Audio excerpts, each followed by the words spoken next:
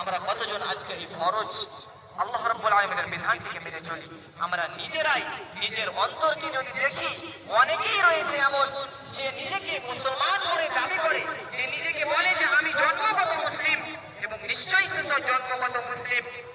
রাসূলুল্লাহ সাল্লাল্লাহু আলাইহি ওয়াসাল্লামের হাদিসে রয়েছে এই মর্মে যে দুনিয়ার প্রতিটি মানুষ মুসলিম হিসাবে জন্মগ্রহণ করে, তারপরে তার পিতামাতা তাকে ধর্ম চেঞ্জ করে কেউ বুদ্ধ, কেউ খ্রিস্টান, কেউ হিন্দু, কেউ মুসলিম বানিয়ে ফেলে। কিন্তু আমরা নিশ্চয়ই জন্মগত মুসলিম, এতে কোনো সন্দেহ নেই। কিন্তু মুসলমান হওয়ার প্রমাণ আমাদেরকে আল্লাহ রাব্বুল আলামিনের যে নিয়মগুলি রয়েছে সেই নিয়মগুলি মেনে আমাদেরকে সেই প্রমাণ দিতে হবে।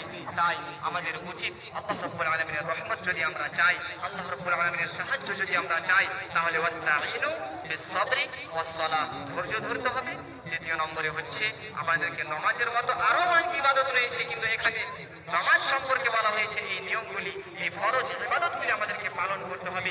পরিশেষে আল্লাহ রাব্বুল আলামিনের কাছে দোয়া করি। তার আগে আরেকটি কথা হচ্ছে যে আজকে যে ঈদের নামাজ আমরা পালন করলাম, আজকে এখন থেকে নিয়ে বৃহস্পতিবার থেকে নিয়ে শুক্র, শনি, রবিবার মাগরিবের আগে পর্যন্ত আমাদের ঈদ চলবে। যেমন বিধান রয়েছে সমস্ত বিধানকে আমরা এই 3 দিন আর 4 দিন আইয়ামে তাশরীক পর্যন্ত আমরা সমস্ত বিধান পালন করতে পারবো।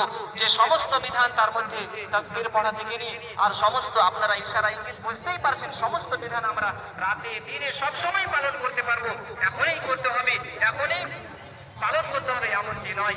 পরিশেষে আল্লাহ রাব্বুল আলামিনের কাছে দোয়া করি, হে রব্বুল আলামিন তুমি আমাদের অন্তর্যামী, হে রব্বুল আলামিন তুমি আমাদের সাহায্য করো, হে রব্বুল আলামিন তুমি আমাদেরকে তোমার এক কোরআন এবং হাদিসকে মজবুতির সাথে ধরে রাখার তৌফিক দান করো, এবং আমাদেরকে একত্রিত করে দাও তাওহীদের উপর, ঈমানের উপর, এবং আমাদের নেক আমলগুলিকে কবুল করো। আকুলু কওলি হাযা ওয়া আস্তাগফিরুল্লাহ লি ওয়া লাকুম ওয়া লিসাইরিল মুসলিমিনা মিন কুল্লি যামব ফাস্তাগফিরুহু ইন্নাহু হুয়াল গফুরুর রহিম।